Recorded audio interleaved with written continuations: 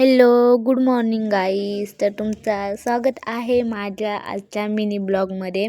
तर सकाळी मी उठले आणि माझे एक्झाम असल्यामुळे मी लवकर तयारी केली आणि अभ्यास वगैरे करून मी रेडी झाले कॉलेजला जाण्यासाठी. आणि मी आता निघाले कॉलेजला.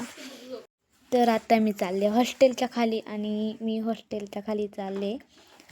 तर माझं स्टडी झालं होतं, पण मनात भीती वाटत होती की कसं पेपर असेल, तर कसं जाईल, मला सोपं जाईल काय अवघड जाईल. आणि तसंच मी निघाले हॉस्टेलच्या खाली. आता चालले मी गेटच्या बाहेर हॉस्टेलच्या, आणि हॉस्टेलपासून 5-10 किलोमीटर चालत जाऊन अंतरावरती रिक्षा बसावं लागतं. आणि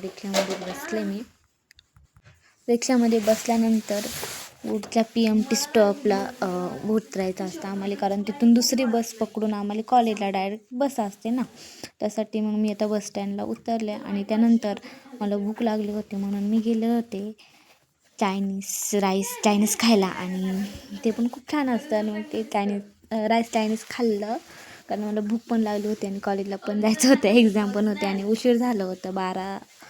12-1 वाजले असतील, कारण 2 वाजता आमचं एक्झाम होते. आणि मग मी 1 वाजता माझं खाऊन झाल्यानंतर मी बसमध्ये बसले. आणि बसमध्ये खूप गर्दी होती, तर मी उभी राहूनच गेले कॉलेजला.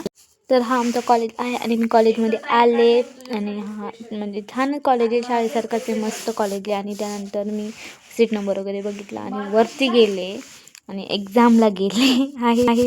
एक्झाम देऊन आल्यानंतर मी चालले आता कॉलेजच्या बाहेर.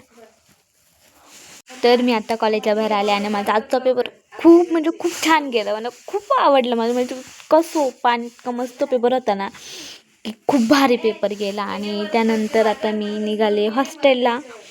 तर मी आता चालले तर मी आता हॉस्टेलमध्ये पोचले, जरा फ्रेश वगैरे झाले. आणि आता आजचा ब्लॉग इथेच एंड करते. आपण भेटू नेक्स्ट ब्लॉगमध्ये. तर चला, बाय बाय बाय.